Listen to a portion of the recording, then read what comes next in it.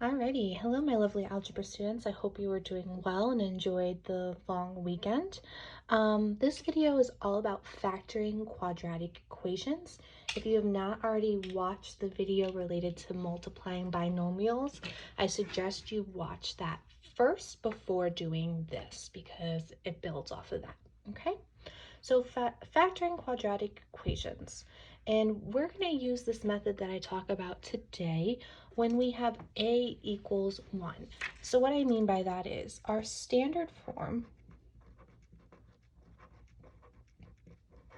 for a quadratic equation is ax squared plus bx plus c. And we talked about this when finding axis of symmetry and vertex. So this is our standard form equation. A, B, and C represent numbers, okay? So we want to use this method that I'm going to teach you called the diamond method. We want to use it when the A is 1. So for example, we'll look at this equation. We have x squared plus 8x minus 20, okay? Here, there's no number in front, technically, of the x squared, so that means there's an imaginary 1. So our A equals 1, our B equals 8, and our C equals negative 20 because there's that minus sign in front. Okay, with the diamond method,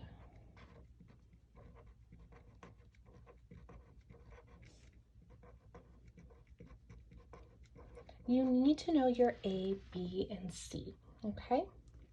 So the diamond method is we make an X, kind of looks like a diamond on the side, okay? So we make an X, and in the box up here, we put the product of A and C. Down here, we are going to put our B value, okay? And then here, we are going to look for the numbers that add up or that multiply to the product of AC and add up to B, okay?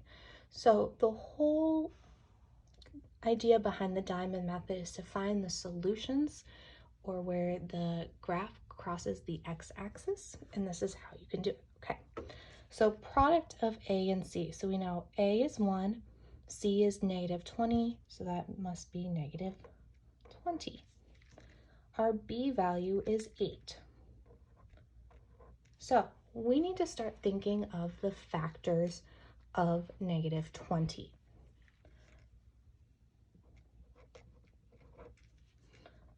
So we could have 1 and negative 20. Now, if I add those up, that equals negative 19, not 8, so that's not going to work. We could also have negative 1 and 20, and we'd have 19. That doesn't work. We could do 10, and we could do negative 10 and 2. Okay, negative 10 and 2 add up to negative 8. So let's just flip it and do 10 and negative 2. So that works.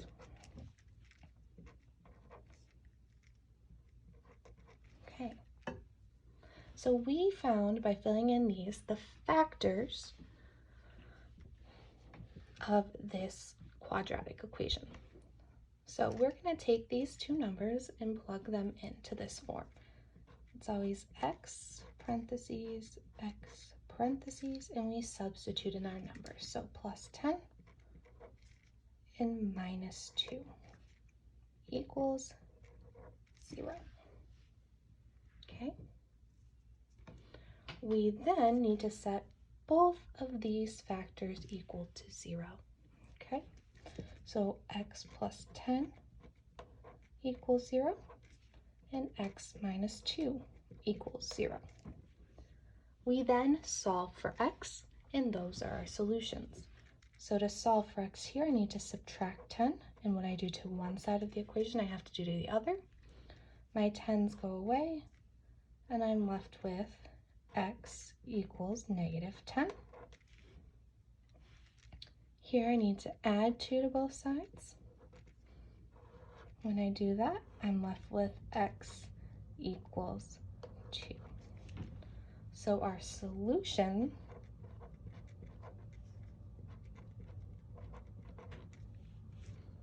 is x equals -10 and x equals 2. All right? These are our factors up here, and this is our solution. Okay, let's do another one together. So our next example is x squared plus 4x minus 12, and it's usually equals 0, okay? We need to first identify our a, b, and c. A equals 1, so we can use the diamond method. B equals 4, and C equals -12. Okay, so we're going to make our x. We want to find what multiplies to 1 times -12. So we want to find what multiplies to -12 and adds to 4. Okay, so let's start listing out the factors of -12. We have 1 and -12. Well, if I try to add those up, that's not going to give me 4. We have -1 and 12, still won't give me 4. I can do 2 and -6. Nope, it gives me -4. So we'll do -2 and 6, and that's the perfect combo. So that goes inside here. Remember, the 2 numbers in here help us to create our factors. So our factored form for this quadratic would be x minus 2 and x plus 6. So here's our factored form.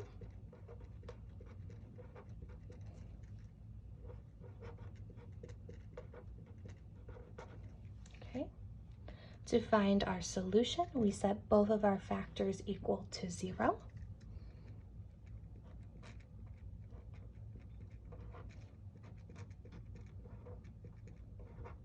And solve for x. So I add 2 to both sides over here and get x equals 2. I subtract 6 from both sides, and x equals -6. Okay, so here are our solutions. All right, so here are 2 examples of how to use the diamond method. This is the preferred method when we have a equals 1. You can do it when a is equal to something else, but I'm going to show you a different formula that will work every time for when a equals something else. Remember that the top part of our diamond is the product of our a and c term. Our bottom part of the diamond is our b value, and what we are looking for our factors is what multiplies to our top value and then adds to our bottom.